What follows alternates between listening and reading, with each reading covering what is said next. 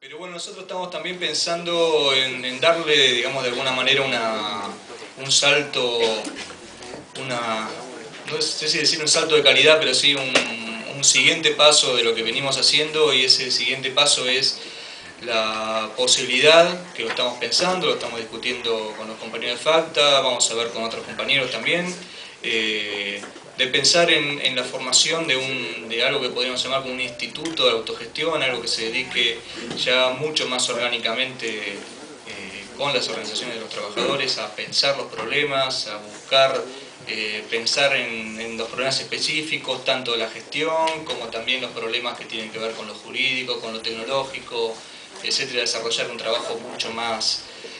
por ahí ordenado, con mayor visión de futuro me parece, de lo que hemos logrado hacer hasta ahora, y que también piense de ahí las cuestiones que tienen que ver con la formación y la capacitación, que es una palabra que mucho no me gusta, pero que está, bueno, que todo el mundo sabe a qué se refiere, de los trabajadores de la autogestión. Creo que es un espacio que todavía está ausente tanto en lo académico como también en los espacios del Estado. Me parece que también del Estado se tendría que tomar esta problemática de esta forma, pero bueno, es algo que estamos recién empezando a discutir y que, bueno, teníamos ganas también de ponerlo en conocimiento de todos ustedes, porque vamos a estar convocando el aporte de todos para llevarlo adelante. Bueno, Ruggeri lo explicó muy bien.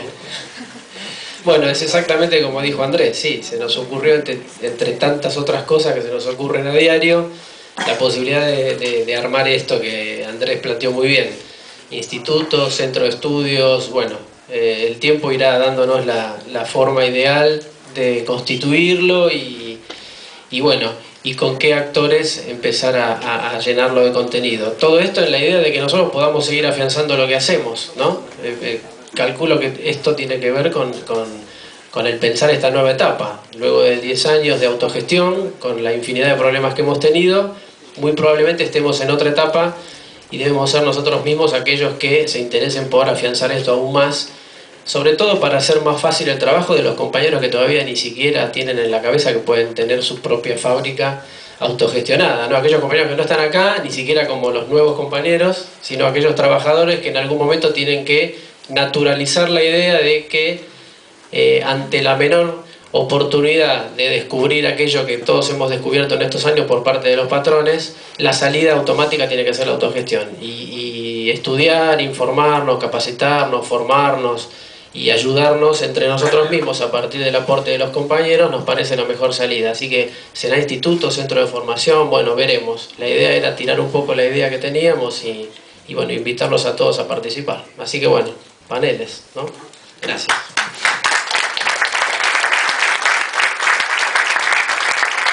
De la participación activa de los trabajadores en no quedarse en ese lugar del tercer sector o no quedarse en ese lugar de la exclusión respecto a los otros actores en el diseño estratégico de la nueva sociedad, marcó una diferencia.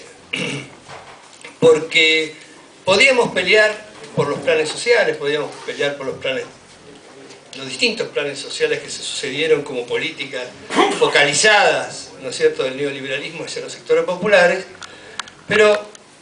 el hecho de la recuperación de las empresas no estaba en el diseño de ningún proyecto del orden social. Lo que sucedió, esta cuestión de que los trabajadores se pusieron a la cabeza de recuperar su propia fuente de trabajo desguazada, digamos, cerradas por la patronal, implicó un cambio de perspectiva que a nosotros, en nuestra cátedra de antropología económica, en la facultad, nos llamó mucho la atención. Pero no nos llamó mucho la atención simplemente porque era un fenómeno, digamos, novedoso en sí mismo, sino porque marcaba una diferencia fundamental que hacía pensar a toda la sociología, la ciencia política, la propia economía, valga la cuestión. En el sentido de que parecía ser como que la economía de las empresas era un problema de los capitalistas, digamos, un problema de los patrones, ¿no? y que la exclusión social era algo que había llegado para imponerse como forma hacia los trabajadores desocupados. Me parece también que, así como hubo cierta estigmatización de las pobladas, de los fogoneros, de los piqueteros, estigmatización en el sentido de que, por ejemplo, se mostraba que eran hechos de violencia esporádicos y sin proyecto, ¿no? Como que eran resultado de una resistencia sin programa, para decirlo rápidamente. Y cuando uno conocía realmente las asambleas en el interior del país, que sucedían en General Mosconi, por ejemplo, que sucedían en Cutralcó, por ejemplo, los programas de gobierno que ahí se estaban pergeñando entre los trabajadores desocupados, se da cuenta que no había ningún espontaneísmo ahí,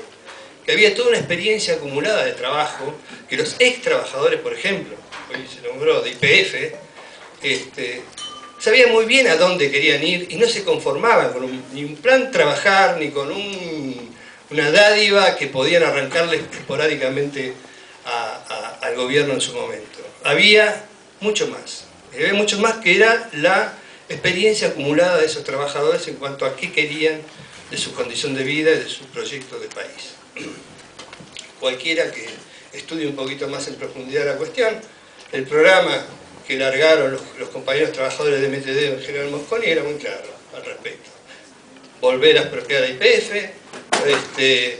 toda una reforma agraria en el norte argentino junto con los pobladores indígenas, es decir, una serie de puntos que iban muchísimo más allá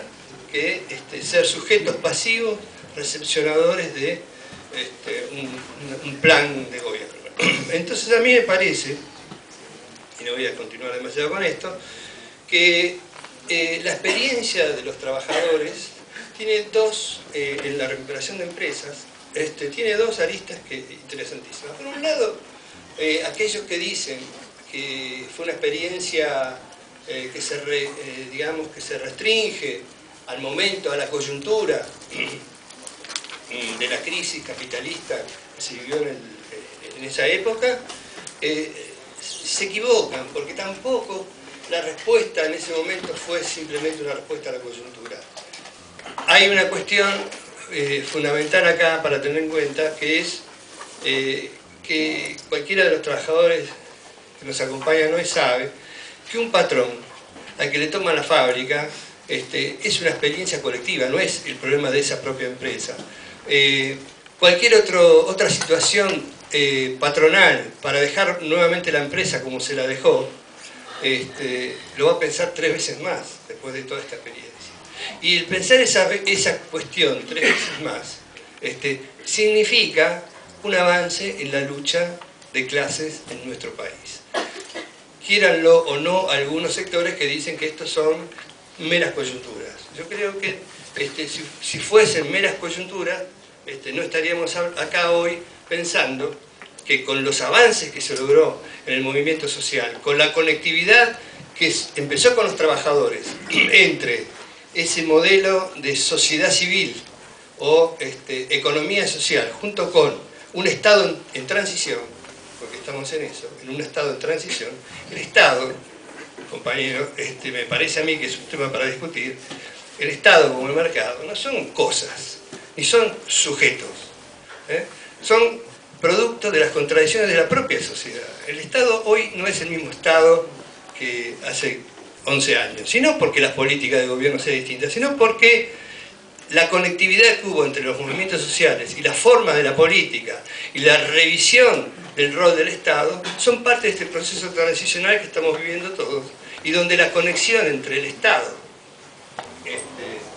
que lo necesita, y las organizaciones sociales y las empresas recuperadas, es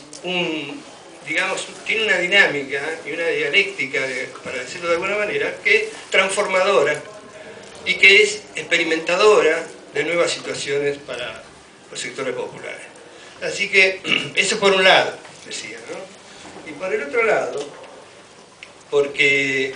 de alguna manera, más allá de que sea una experiencia para los trabajadores y para la propia patronal, en el sentido de qué recaudos hay que tener cuando dejamos una empresa liberada así y sin perspectiva, pensando en que la van a poder recuperar, porque siempre en la historia de estos